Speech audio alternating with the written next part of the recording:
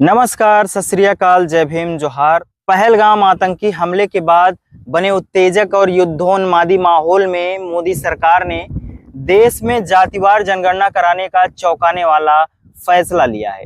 केंद्रीय कैबिनेट की बैठक में लिया गया जातिवार जनगणना का यह फैसला जितना दिलचस्प है उतना ही विस्मयकारी है, पर इसके ऐतिहासिक महत्व से इनकार नहीं किया जा सकता। इस फैसले में भारत पाकिस्तान के बीच लगातार बढ़ता सरहदी तनाव और टीवी पुरम के एंकरों, रिपोर्टरों व सत्ता पक्ष के कुछ खास समर्थकों द्वारा फैलाया जा रहा युद्धोन्माद कुछ कम हो सकता है। इसके साथ ही सरकार का यह फैसला अगर सही ढंग से लागू किया गया तो कांग्रेस के शीर्ष नेता राहुल गांधी के राजनीतिक तर्कस का एक प्रमुख सत्ता विरोधी तीर निष्प्रभावी हो सकता है। हाल के दिनों में जातिवार जनगणना की मांग को राष्ट्रीय स्तर पर लोकप्रिय करने और एक बड़ा मुद्दा बनाने में राहुल गांधी के योगदान को स्वीकार करना होगा। अपने आप को सामाजिक न्याय की समर्थक कहने वाली कई पार्टियां और संगठन पिछले काफी समय से जातिवार जनगणना की मांग उठाती रही हैं। इसके लिए धरना प्रदर्शन, जेल भरो आंदोलन, सेमिनार, कॉन्फ्रेंस करती रही हैं। जातिवार जनगणना की आवाज इन्हीं समूहों ने सबसे पहले उठाई, लेकिन एक राष्ट्रीय पार्टी के शीर्ष नेता के तौर पर जब से राहुल गांधी ने इसे अपना राजनीतिक अभियान का मुद्दा बनाया, यह मांग ज्यादा लोकप्रिय हुई और इसकी बढ़ती स्वीकार्यता बढ़ी।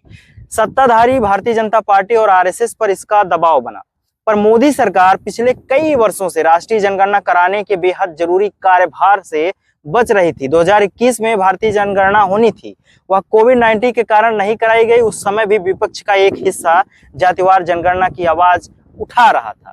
सत्ताधारी बीजेपी और राष्ट्रीय स्वयंसेवक संघ मांग के विरोध में थे। लंबे समय तक फैसला टलता गया। कोविड का दौर खत्म हो गया, सरकार के सारे काम होते रहे, पर 2021 की जनगणना लगातार स्थगित होती रही। आजादी के बाद जनगणना में एक ऐसा विलंब कभी नहीं हुआ। इस बीच जब से मुख्य विपक्षी पार्टी कांग्रेस ने सपा, बसपा, राजद, द्रमुक, अन्ना द्रमुक और भाकपा माले की तरह जातिवार जनगणना का समर्थन कर दिया, माहौल बदलने लगा।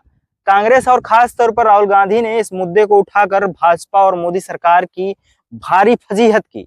पिछले प्रधानमंत्री के भाजपाई जुमले को राहुल गांधी ने एक तरह से ध्वस्त कर दिया। देखते ही देखते एक मुद्दे पर राहुल गांधी विपक्ष के किसी भी दल या नेता से आगे हो गए। पिछड़े वर्ग के कई प्रमुख नेताओं और सबाल्टर्न समूहों में से ज्यादा शिद्दत के साथ उन्होंने जातिवार जनगणना का मुद्दा उठाया और कांग्रेस के संपूर्ण इतिहास में ऐसी पुरजोर मांग उठाने वाले पहले नेता बन गए।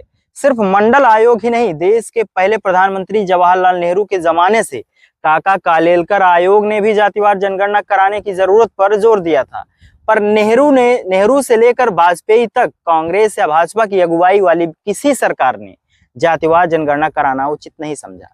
सन 2011 की राष्ट्रीय जनगणना में जातिवार गिनती कराने के अपने वायदे से कांग्रेस साफ मुकर गई थी। इस मामले में यूपीए सरकार के तत्कालीन वरिष्ठ मंत्री प्रणब मुखर्जी और पी चिदम्बरम की सबसे प्रमुख भूमिका रही। वे मन से जातिवार जनगणना को मानने को भी तैयार नहीं हुए। दोनों प्रभावशाली मंत्रियों ने मनमोहन सरकार को जातिवार जनगणना कराने से रोक दिया। स्वयं डॉक्टर मनमोहन सिंह भी इससे ज्यादा रुचि नहीं रखते थे। वायदे के बावजूद 2011 में जब जातिवार जनगणना नहीं हुई तो यूपीए गठबंधन में शामिल ओबीसी और दलित नेताओं के दबाव के बाद मनमोहन सरकार ने 2012-13 के बीच एक जातिवार सामाजिक आर्थिक सर्वेक्षण, जो राष्ट्रीय जनगणना का हिस्सा नहीं था, कराया, जिसकी रिपोर्ट कभी सार्वजनिक नहीं हो सकी। यह रिपोर्ट इतनी वाहियात बताई गई कि इसके आंकड़े सार्वजनिक करने से समाज में और समस्याएं पैदा होती है। हाल तक मोदी सरकार भी जातिवार जनगणना का मुखर विरोध करती रही। इसे ना तो आरएसएस चाहता था और ना भाजपा। कुछ महीने पहले प्रधानमंत्री मोदी ने कहा था कि वह सिर्फ 4 ही जातियों को मानते हैं: गरीब, युवा, महिला और किसान। इसी तरह उनके कैबिनेट के एक वरिष्ठ मंत्री नितिन गडकरी ने कहा करते थे कि जो जाति की बात करेगा उसे वह कस कर लात मारेंगे। आरएसएस के संचालक तो शुरू से ही कहते आ रहे हैं वे सबको हिंदू मानते हैं। जातिवार जनगणना का विचार ही गलत है, पर 30 अप्रैल 2025 को उसी मोदी सरकार ने जातिवार जनगणना कराने का फैसला लेकर सबको चकित कर दिया है। वह भी यह फैसला ऐसे दौर में लिया गया जब भाजपा समर्थकों के बड़े हिस्से और टीवी पुरम में युद्धोन्माद छाया हुआ था। यह बात सही है कि हाल के 2-3 वर्षों में देश की राजनीति और हमारे समाज में जातिवार जनगणना के पक्ष में व्यापक सहमति उभरी थी, पर भाजपा और सरकार ने इस मांग को लगातार खारिज किया था। संसद में सरकार ने यहां तक कहा था कि जातिवार जनगणना कराने से समाज में जातिवाद फैलेगा। बंगाल की सत्ताधारी पार्टी टीएमसी भी इसके पक्ष में नहीं थी। इंडिया अलायंस की एक बैठक में ममता बनर्जी ने राहुल गांधी के इस खास एजेंडे पर अपनी असहमति जताई थी, लेकिन आरएसएस लगातार इस मुद्दे पर समाज के अंदर चल रहे मंथन का जायजा ले रहा था। इसका पहला संकेत तब मिला जब उसने कुछ महीने पहले पहली बार जातिवार जनगणना की मांग पर अपने विचारों में कुछ मुलायमियत दिखाई। आरएसएस के प्रवक्ता ने पहली बार अगर मगर के साथ जातिवार जनगणना कराने पर अपनी सहमति का संकेत दिया था। साफ लगा था कि समाज में बढ़ते दबाव के चलते संघ के नेतृत्व ने उक्त बयान दिया। केरल के पालक्काड में आयोजित अपने सम्मेलन के बाद संघ नेतृत्व ने 2 सितंबर 2024 को यह महत्वपूर्ण बयान जारी किया था। हालांकि संघ के बयान में स्पष्टता कम थी, असमंजस था। दिलचस्प है कि अभी हाल में संघ प्रमुख मोहन भागवत दिल्ली में थे और भारतीय जनता पार्टी के शीर्ष नेतृत्व से उनकी चर्चा भी हुई थी। माना जा रहा था कि संघ प्रमुख ने भाजपा नेतृत्व से भारत पाकिस्तान टकराव के संदर्भ में कुछ चर्चा की होगी, पर अब तो यह साफ लग रहा है कि भारत पाक टकराव के उत्तेजक माहौल को शिथिल और हल्का करने की रणनीति पर संघ सरसंघचालक ने भाजपा नेतृत्व से चर्चा की होगी। संभवतः जातिवार जनगणना के फैसले के ऐलान के लिए इसे माकूल मौका माना गया होगा। ऐसे दौर में जब पहलगाम आतंकी हमले से उत्पन्न परिस्थितियों में देश का राजनीतिक परिदृश्य बिल्कुल बदला हुआ सा था और समाज व सियासत में युद्धोन्माद का बढ़ावा दिया जा रहा था, अचानक सरकार ने अपने फैसले का ऐलान कर दिया। यह फैसला जितना चौंकाने वाला है, राजनीतिक रूप से उतना ही दिलचस्प है।